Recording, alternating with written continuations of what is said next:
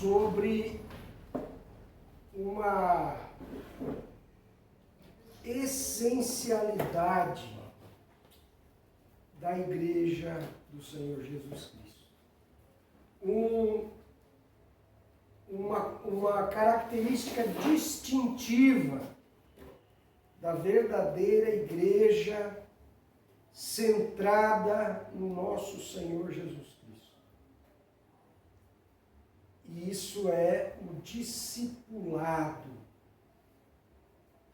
Discipulado, hoje a palavra tem esse título, discipulado, um estilo de vida. E queria que a Evelyn abrisse aí o nosso arquivo, exatamente com esse título, discipulado, um estilo de vida. Nós queremos, nessa noite, trazer a nossa experiência de vida cristã. Nós nos encontramos com Jesus Cristo num ambiente de um chamado de vida pessoal com Deus, não num ambiente de igreja estruturada, não num ambiente de igreja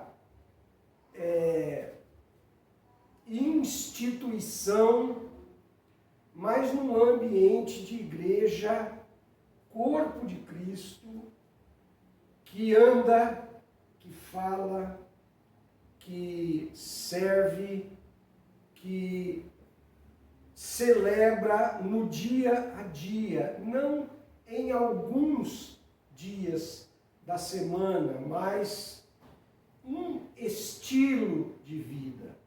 Fomos chamados para ser discípulos de Jesus, desde o início da nossa vida cristã. Descobrimos mais tarde que era uma mensagem deixada em segundo plano pela igreja instituição. O que deveria estar em primeiro plano estava em segundo plano. Pelo motivo de teologias que iam sendo descobertas, sim, como a salvação pela graça, e a salvação se tornou uma finalidade em si, de modo que toda a atividade da igreja era correr atrás do pecador para que ele fosse salvo pela graça de Jesus Cristo. Hoje nós sabemos que a salvação é um meio e não um fim. Um meio para que você se torne parte do grande propósito eterno de Deus. Descobrimos então que eram verdades deixadas de lado por uma igreja que nós viemos a conhecer depois de entregar nossa vida para Jesus. Nesse sentido, então, é uma verdade para nós vivida. É a nossa essência. E eu gostaria que você imaginasse a seguinte cena. É uma noite, por exemplo, de quinta-feira, certo grupo de uma comunidade de discípulos está junto em uma praça pública poliesportiva, depois de um dia de trabalho, aquelas pessoas conseguiram um tempo e destinaram esse tempo para estar juntos. Todos são da mesma faixa etária, de idade universitária. Estamos descrevendo uma cena. Alguns são solteiros, outros noivos, todos jovens, adultos no início da vida profissional. Os homens jogam bola, as moças conversam animadamente sobre assuntos variados, e inclusive há entre eles convidados, seus colegas, que estão tomando contato com aquele grupo pela primeira vez. Portanto, não são parte daquela comunidade. E em dado momento, duas daquelas pessoas procuram ter uma conversa mais íntima. Num certo momento, no intervalo do jogo, todos continuam ali conversando juntos. Aqueles dois procuram um cantinho para ter uma conversa mais íntima sobre o domínio próprio dos impulsos sexuais. É o tema que um deles escolheu, porque está enfrentando batalhas naquela área. O mais experiente, que já enfrentou as mesmas provas, dá-lhe testemunho. Cita uma passagem bíblica que o consolou quando passou por isso, e ambos oram juntos.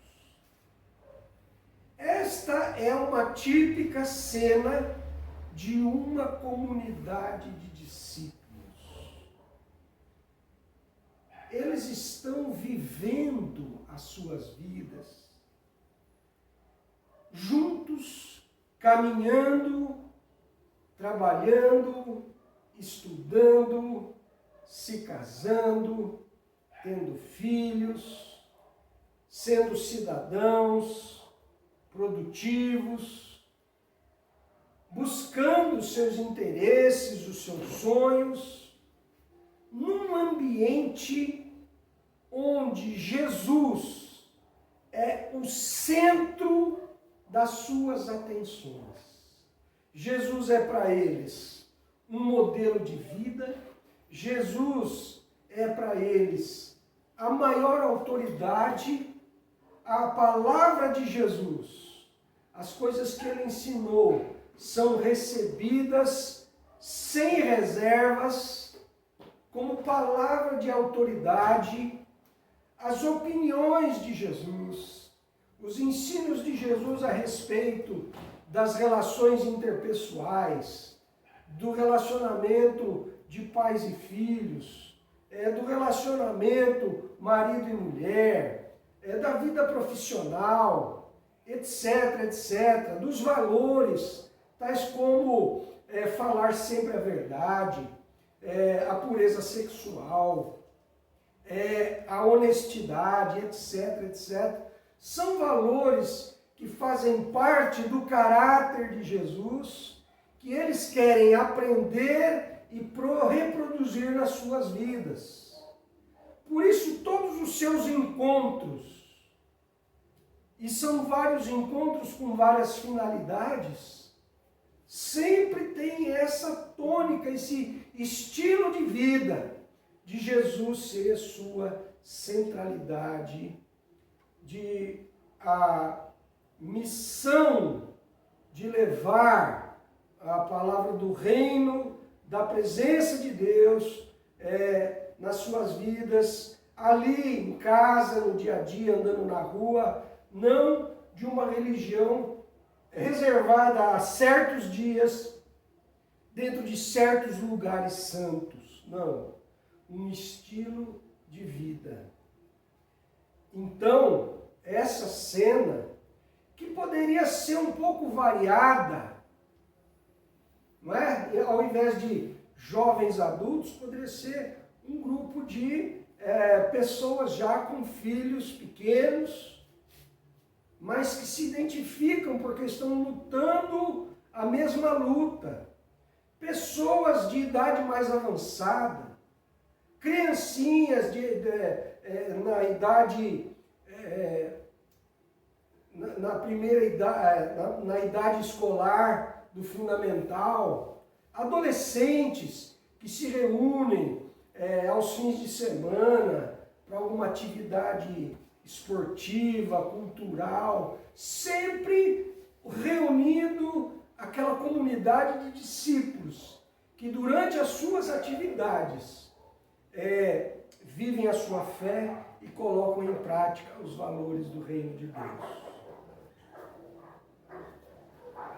Na Bíblia Sagrada, no Novo Testamento, no livro de Atos, que conta o início da vida da igreja cristã, o aparecimento da igreja cristã nos seus primeiros dias, nós lemos 3 passagens, entre outras, que nos dão essa ideia do dia a dia, do que é uma igreja, de uma comunidade de discípulos. Em primeiro lugar, lemos em Atos 2, do 42 ao 44, e no caso aí da nossa apresentação, o vermelho, o destaque é por nossa conta. O que está entre parênteses é por nossa conta. Tirando a cor e o parênteses, é o que nós encontramos escrito na Bíblia. Diz assim, na Nova Versão Transformadora: todos se dedicavam de coração ao ensino dos apóstolos, à comunhão, ao partir do pão e à oração. Havia em todos eles profundo temor, e os apóstolos realizavam muitos sinais e maravilhas. Os que criam se reuniam num só lugar e compartilhavam tudo que possuíam. Em Atos 4:32, todos os que creram estavam unidos em coração e mente. Não se consideravam donos dos seus bens, de modo que compartilhavam tudo o que tinham. Atos 5, do 12 ao 14. Os apóstolos realizavam muitos sinais e maravilhas entre o povo. Todos se reuniam regularmente no templo, na parte conhecida como Pórtico de Salomão. Eu vi uma tradução Almeida atualizada que diz alpendre de Salomão. Eu achei bem interessante essa ideia do alpendre de Salomão, Pórtico de Salomão. Se reuniam regularmente no templo, na parte conhecida como Pórtico de Salomão. Quando se reuniam ali, ninguém mais tinha coragem de juntar-se a eles, embora o povo os tivesse em alta consideração. Cada vez mais pessoas, multidões de homens e mulheres, criam no Senhor. E destacamos aqui em vermelho as atividades que eles realizavam, que eles desenvolviam quando passavam a ser parte da comunidade de discípulos. Todos se dedicavam ao ensino. Essa palavra ensino é uma palavra que traz na sua raiz o que nós conhecemos como didática. Tá? E se refere na Bíblia, todas as vezes que ela aparece na Bíblia, se refere a um corpo de ensinos de uma vida prática. Ensinar a viver. E é traduzida em muitos lugares como doutrina. Aí começa uma certa confusão teológica. Doutrina, na teologia, é tido como um corpo de ensinos a respeito de um determinado assunto. Por exemplo, em teologia, a sistematização dos assuntos, né? Sistemática. Então diz assim, estudo da salvação, a doutrina da salvação. E essa palavra doutrina, ensino, que na Bíblia de Didaquê, nunca está ligada a uma sistemática de assuntos, senão aqueles que são parte da vida do dia a dia. Por exemplo, se nós lermos a respeito do ensino da sã doutrina na carta de Paulo, tanto a Timóteo quanto eu vou lembrar do nome dele daqui a pouco, Tito, a sã doutrina diz respeito a você não contar mentira, a você tratar bem os mais velhos com respeito, a você ser uma pessoa pura, sexualmente falando, a você não roubar, e assim por diante. São ensinos, didaquê, ligada ao dia a dia. Esse era uma das práticas dos apóstolos que visava a mudança de vida, do estilo de vida, dos valores de vida e a assimilação, o aprendizado e a formação do caráter cristão, o caráter de Jesus nos discípulos. Eles se dedicavam ao ensino dos apóstolos, à comunhão.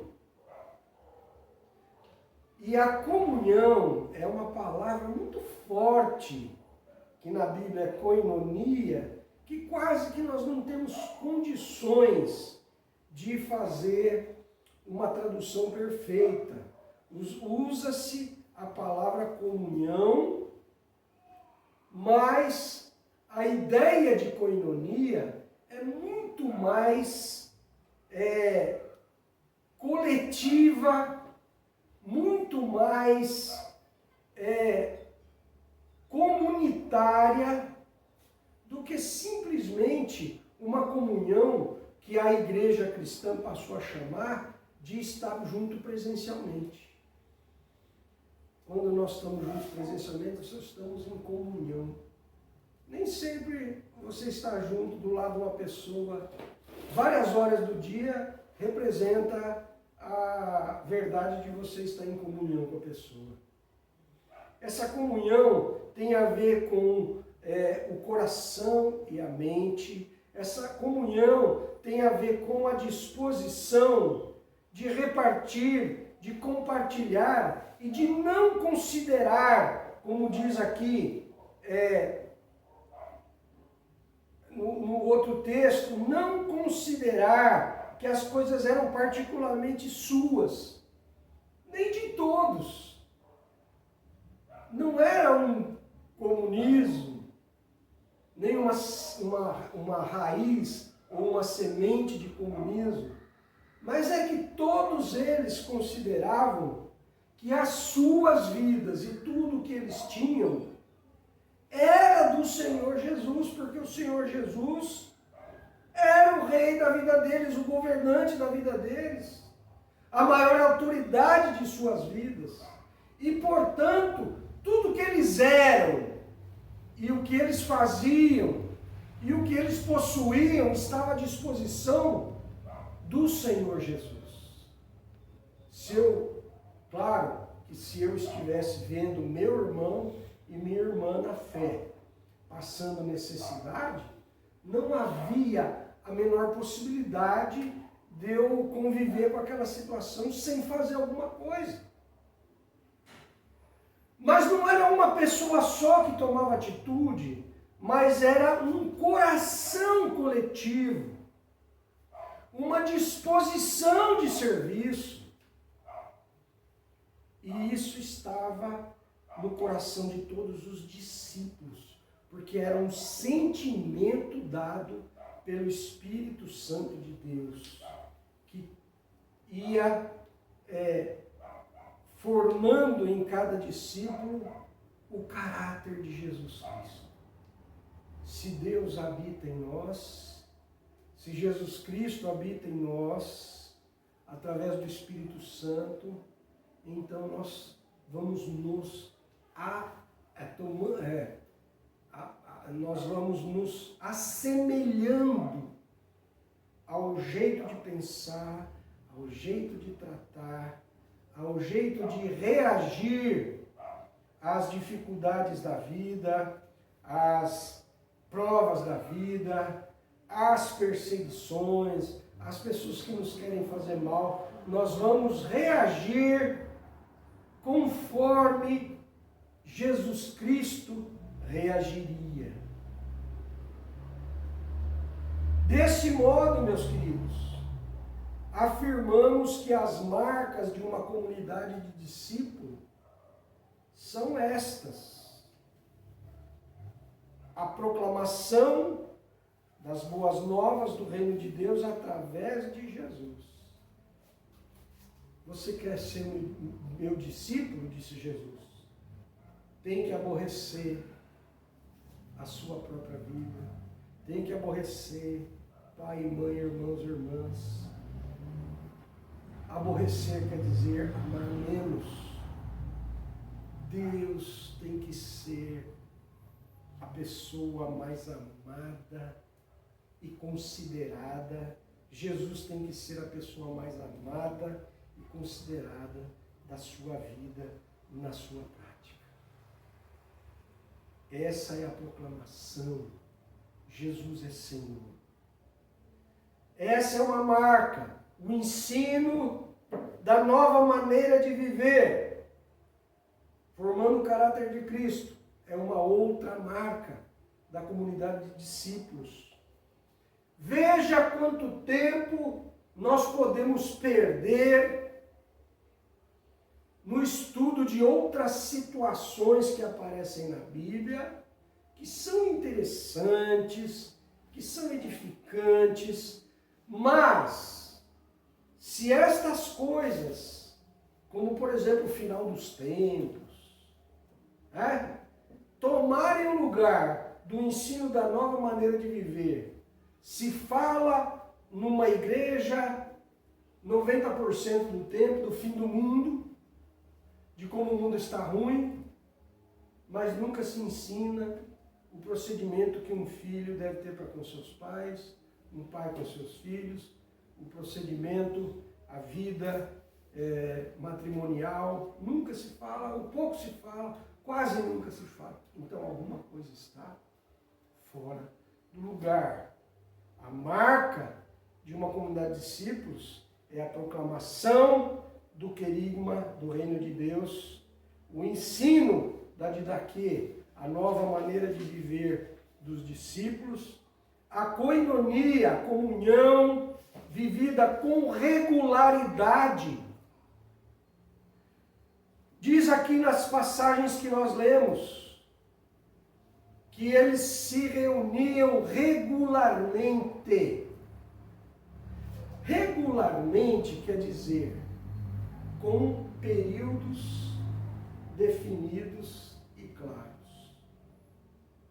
Regularmente. Várias vezes, preferencialmente pré-estabelecidas, para que todas as pessoas tenham oportunidade de se programar e de participar. E não uma vez só. Diz o Novo Testamento em Atos que a igreja se reunia diariamente. Diariamente. Eles tinham prazer, alegria de estarem juntos para o compartilhamento, o estímulo da fé, o socorro e o serviço. Uma marca da comunidade de discípulos. E as reuniões para a adoração comunitária, oração e Eucaristia, a mesa do Senhor. São atividades comunitárias, presenciais, que a Igreja de Cristo quer, deseja viver, precisa viver, faz parte do seu estilo de vida. Portanto, meus queridos, o que é o discipulado? É um método? Não. O discipulado não é um método de ensino de novos membros da igreja cristã. Não é. Já foi comparado a um método, mas não é um método. É um estilo de vida. Ser discípulo é ter um estilo de vida. Discipulado são todas essas marcas da comunidade. Não há discipulado sem o querigma, que é a proclamação do Senhor, do senhorio de Jesus na vida pessoal. Não há discipulado sem didaquê, o ensino de uma nova maneira de viver, valores como verdade, pureza, honestidade, honra aos pais na vida pessoal.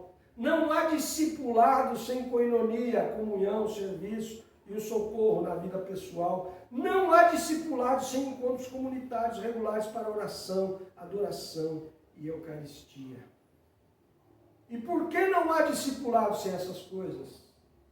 Não há discipulado sem a proclamação do senhorio de Jesus Cristo, porque vai chegar certos momentos na sua vida em que você vai ter que decidir, ou eu faço a minha vontade, ou eu faço a vontade do Senhor. Eu não posso servir a dois senhores. E você vai ter que decidir. Para que você decida como discípulo, você precisa ter bem claro quem é o Senhor da sua vida. Mesmo que você precise contrariar a sua vontade, e muitas vezes vai ser necessário, o negue-se a si mesmo se você quiser ser meu discípulo. É a obediência à autoridade de Jesus. Não há discipulado sem o ensino de uma nova maneira de viver, porque aquele que diz que está em Jesus deve viver assim como ele viveu, diz lá o nosso apóstolo João na sua primeira carta. Sim, como é que eu vou dizer que sou de Jesus e continuo nos mesmos pecados de antes? E nós não estamos falando no evento do pecado, que é comum na vida de todas as pessoas, somos pecadores. Mas na prática costumeira, cultural do pecado.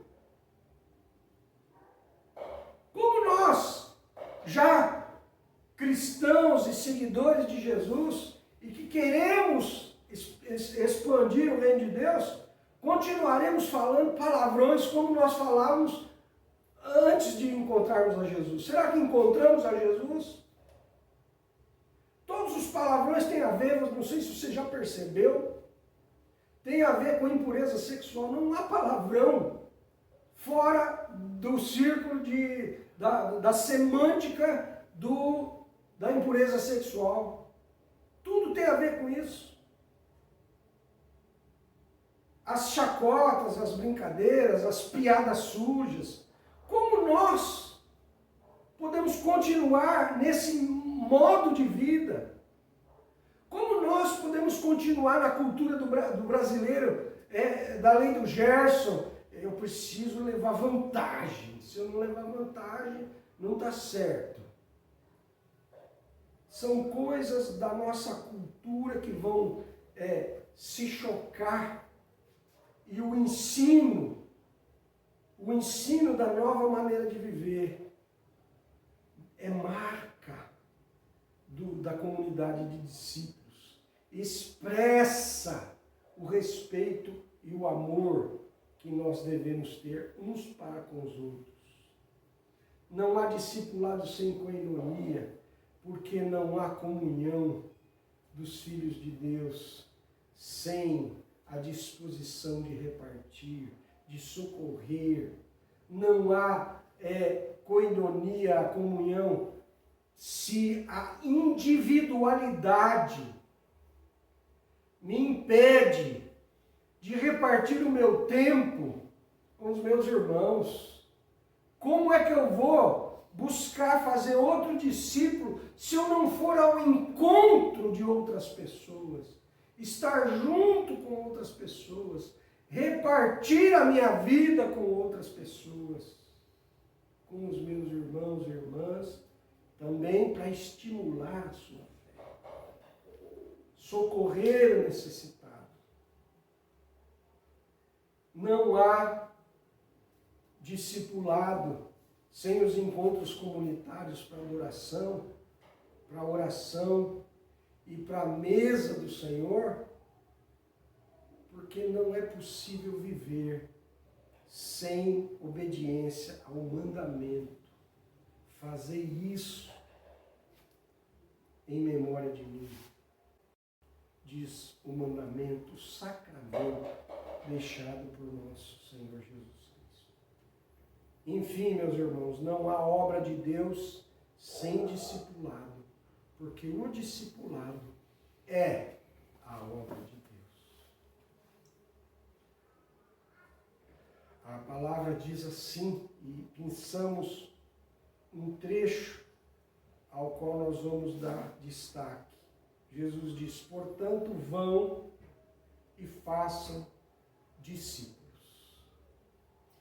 Essa é a obra que eu dou para vocês.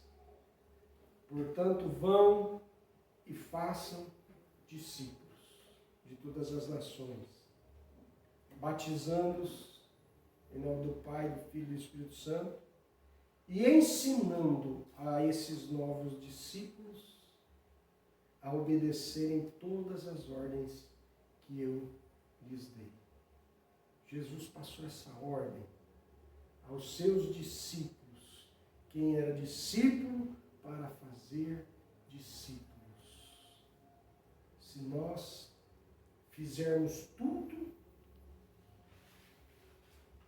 de programação em uma igreja e não fizermos discípulos, nós não estamos fazendo a obra de Deus.